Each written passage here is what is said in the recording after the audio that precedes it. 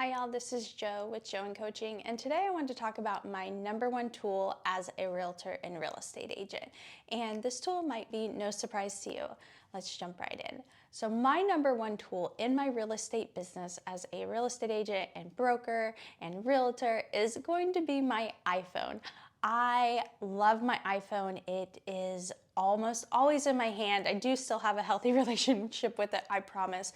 But when it comes to work, my iPhone is my best friend, and for so many reasons, I do have the brand new iPhone, and I almost always do. This is a huge investment. I know it's somewhere between $1,000 and $1,600 depending on what version you buy, but it is what I can contribute, like millions of dollars of profit coming directly from my phone, whether it's the content I create or the apps I have, or there's so many things, so many ways I use my iPhone. So my number one way is going to be the camera. I love my camera. I'm already thinking about number two, but I love my camera. So I've been using my iPhone camera pretty much since the beginning. I have the most expensive camera I've ever owned right there. I have another one around the corner. I've bought a fancy webcam. I have always leaned into this camera no matter what I bought. It has the smallest learning curve. It's always in your hand. It's always in your pocket. You always have it. You can hide it. You can, like, there is no excuse for not having your iPhone on you. Pretty much, you know what I mean? Like a funeral would probably be the only reason why maybe you wouldn't have your iPhone on you, but seriously, it's always with you. And so then you have no excuse for creating content. I think content, like if you're sitting here and you're not new, you will know that I love to create content for my boutique real estate brokerage. And so my iPhone is my best friend because of this. The amount of content I have captured on my iPhone is probably mind-blowing. I think I have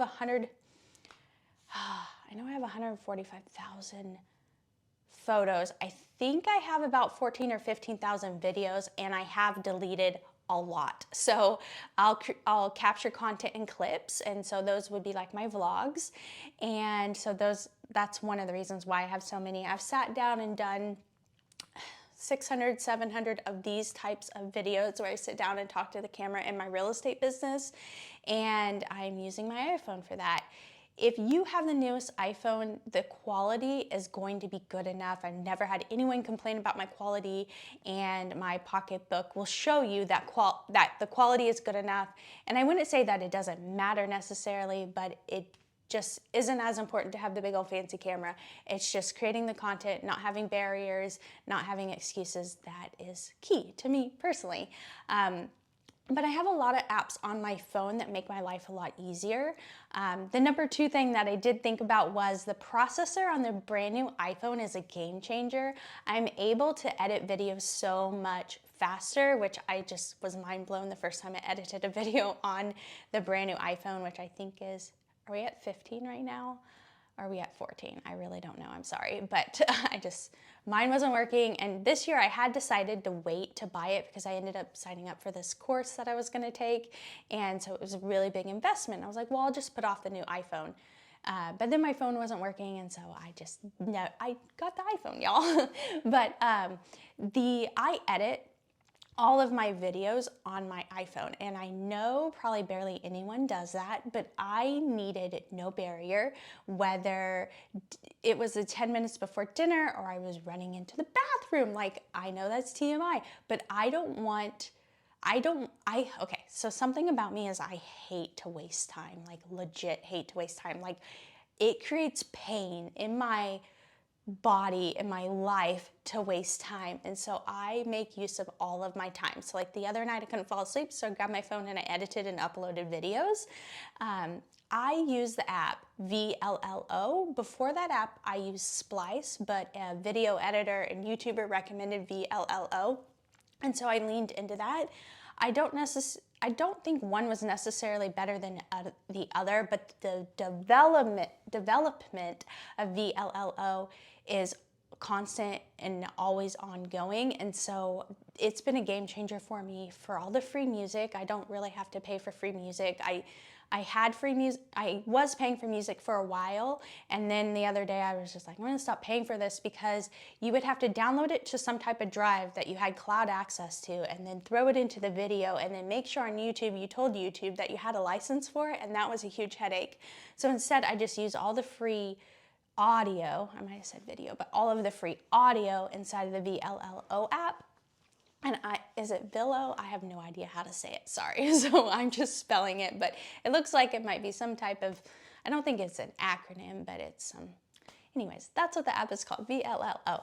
But I do all of my editing inside of the app. It has no capability, it's not lacking in any capabilities. So I can do something called picture-in-picture. So sometimes, I don't know if I'm doing it for this video, but if you see something across the bottom down here, that's picture-in-picture. So I can lay video or pictures with transparent backgrounds on top of this video. So I can do layers, if that makes sense. I can add text, I can do voiceovers, I can mute music, or I can mute audio and add music on top. There's, I mean, all different types of text. I think it has a whole bunch inside, and it's legit, y'all. It is not lacking. So I do all of my video editing on my phone.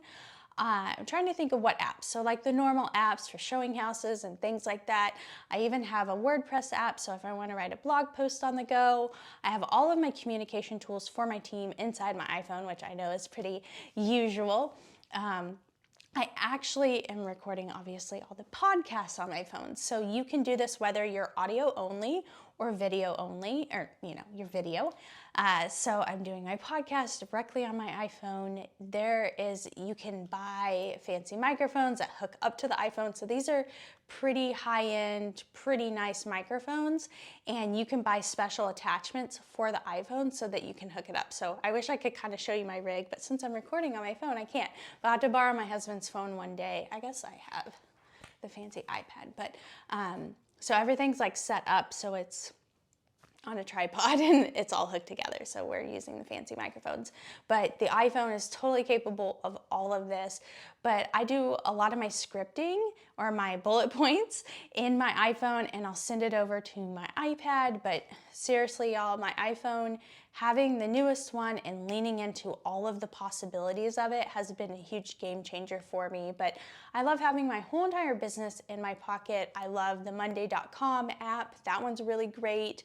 I'm really big into Google Drive, and even just the Notes app. I'm trying to think what else I love about my iPhone, but honestly, it's just compact.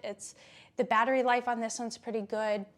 I am a person that has to carry around a whole bunch of battery packs, but this battery life is a lot better than the old one, so I'm really excited about that. But you really have no excuses if you want to record content, whether it's a podcast or videos, and I really think your iPhone is the tool you should be using for creating content these days. So again, this is Jo with Jo in Coaching, and I hope you enjoyed this video. I'll talk to you soon. Bye, y'all.